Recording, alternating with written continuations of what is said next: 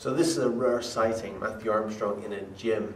I haven't really trained in gyms much for a few years because I do my stuff is like body weight exercises, and that's what I kind of show. But there are certain things that you can't do at home with body weight exercises that you can do in a gym.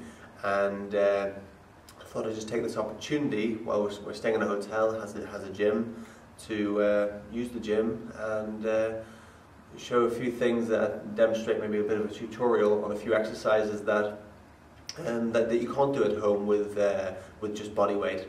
And the thing I love about gyms and hotels is there's rarely anyone ever in them, you know, especially in Europe anyway. And this is just completely empty, whatever, 7:30 a.m. in the morning. So this is one of my favorite exercises. This is my favorite cardiovascular exercise anyway that you'll find in a gym is the rowing machine. The rowing machine is absolutely brilliant. I love it. I've used them for years.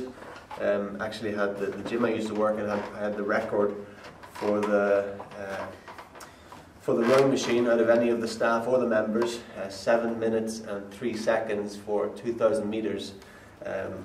If you're a big time rower, that might not be a big deal, but for the layman, it's average gym user, 7 minutes 3 seconds is pretty tough going. So there's a challenge for you. If you can manage 2,000 meters in under 7 minutes 3 seconds, that was my record.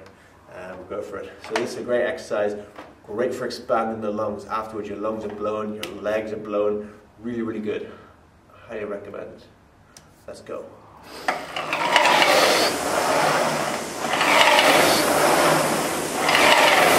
So I thought, great, I'll do some incline chest movements, which is difficult to kind of do at home to get the sort of upper pecs. So I come to the bench here, and once you put it up, you know, this is like typical of a lot of hotel type gyms. You know, they're not really very good. They don't really need to be because no one uses them, so no one really complains about them. But yeah, so I can't really do any incline movements with that. But let's go for the regular bench press, which is said to be the king of upper body movements. I think the bench press is twice I've popped, can't remember that joint there, that kind of where the clavicle goes in there. I've popped that twice doing bench press. I know other people that have done the same.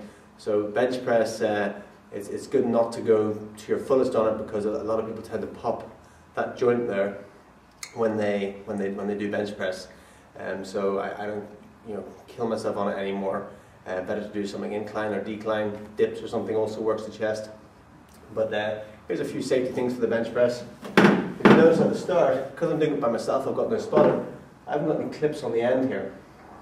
Some people say, oh, you need clips on, or else if you know, it will slip off. But the thing is, if you get to your maximum and you can't push out any more, then that weight's stuck on your chest.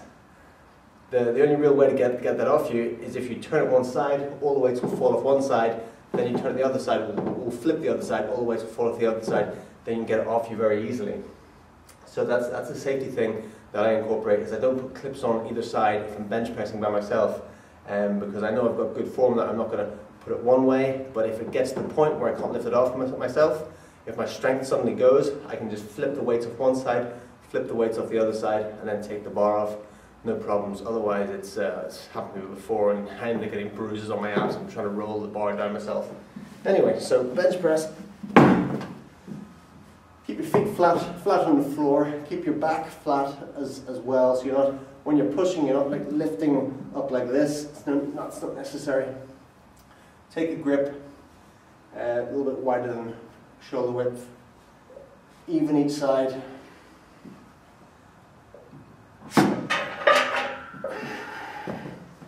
Bring the weight down to the lower part of the chest.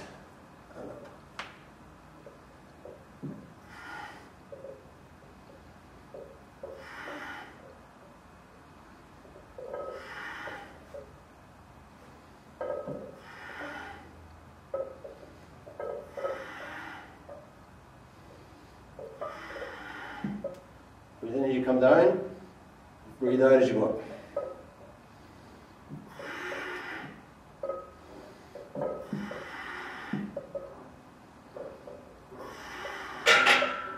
And you can slow it right down, sometimes do it very, very slowly, like this.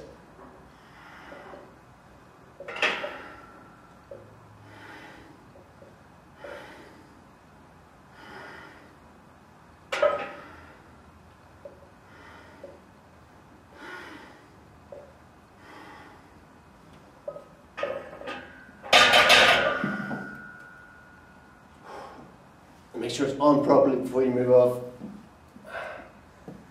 I'm doing it very slowly, down 4 to 5 seconds, up to 4 to 5 seconds. That creates more and more intensity. So that's the bench press. So I like to utilize my time to its best while in the gym as well. So, you know, between sets, if I'm taking maybe a 90-second, 2-minute rest between sets before I go and do another one, to let the muscles rest a little bit, then you know, a lot of guys will like flex their muscles in the gym, in the mirror, or they go to the drinking fountain and chat for a while, or whatever. But I like to utilize my time, so I'll just do some stretching. So okay, I've got 90 seconds. I'll sit down and just do a few stretches, just to, you know, keep the muscles flexible, and so I'm just utilizing my time. I'm not standing around. I'm just keeping focused on training and the task at hand.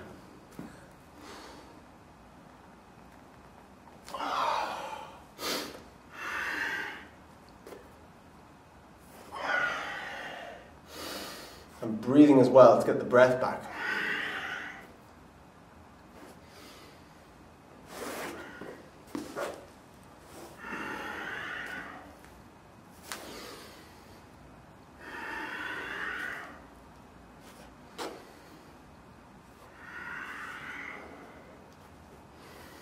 I'll know when it's time to go back, because when I've got my breath back, then I know, okay, it's time to do another set. The only exercise I think you really miss out on a little bit if doing a home workout, bodyweight routine, is the deadlift, and even the stiff-legged deadlift. Great power if you really want to get some real power and release that growth hormone, get the testosterone going. There's nothing quite like deadlifts, or I like to call them life lifts, you know, because they add more life to yourself, to your years, I believe. So I'm going to show you now the regular deadlift and the regular stiff-legged deadlift. Regular life lift and regular stiff-legged life lift, let's call it that. Okay, so a lot of people are afraid of the life lift because they're afraid it's going to hurt their back or something. But if you're using correct form, there's very little chance of that. More chance of hurting your back while, you know, bending around to speak to somebody, or bending around to pick something up, or just overreaching to pick up a 5 kilogram weight. You know, you're going to put something out. If you're in alignment, very little chance of that happening. So the regular deadlift, get your feet right underneath, so the bar is almost touching your shins, only a couple of inches away. Take a grip slightly wider than shoulder width, and then from here drop your butt, drop it down. So you're going to use your legs, and then you don't look straight up like this. You know, you'll see some powerlifters do that, but good form is to keep alignment, keep it like a natural alignment. So you're not looking down, you're not looking up, just regular. And then from there, as you bring the butt down, you're lifting with your legs mostly, and the bar just comes up the shins. So there, back down again.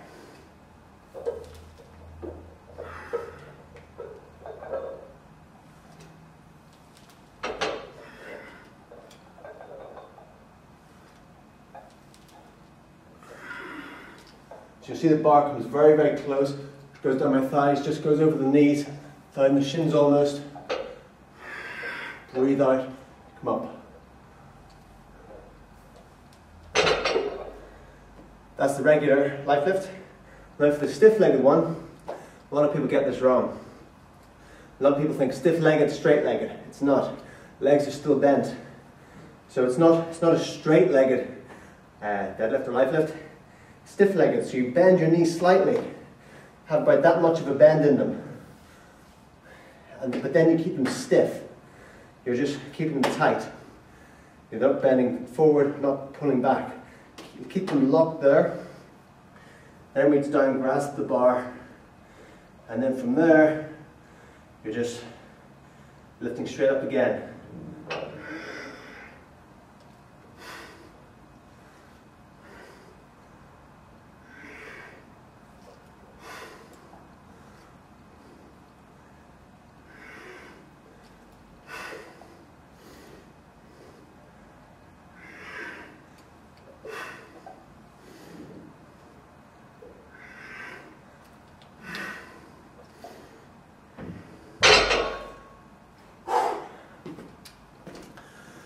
So, at no point there am I straightening the legs or locking them out. I keep them stiff, but just slightly bent. And the value in the stiff-legged one is you really work the hamstrings. You really work them really well, and you build very strong hamstrings like that. Doing the full one, you're working more the legs, you're working more the lower back and everything. But on a stiff leg, you're just going up. You're just bending from there, straight up, rather than using this whole motion like this. It's more like this.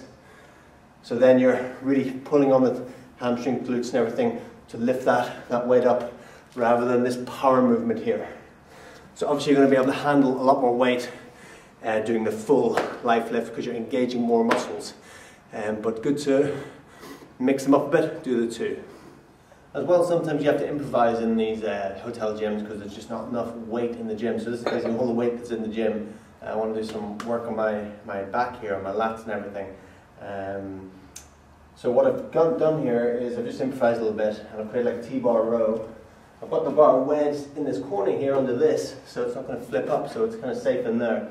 And then I just put everything in the gym on this other end here. I found this sturdy strap here, so I can wrap this around, wrap it around twice, and then I've got a good strong handle there. So you want to get good form in this, have a straight back, don't be curled around like this, straight back, get the legs underneath, and you're just pulling it in nice and low down to there.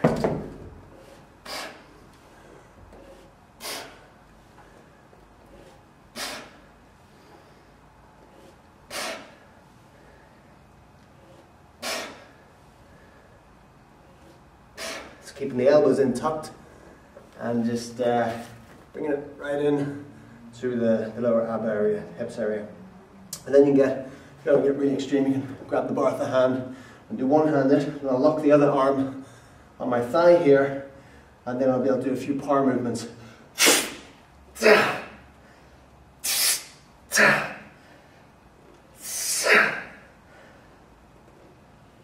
And flip over.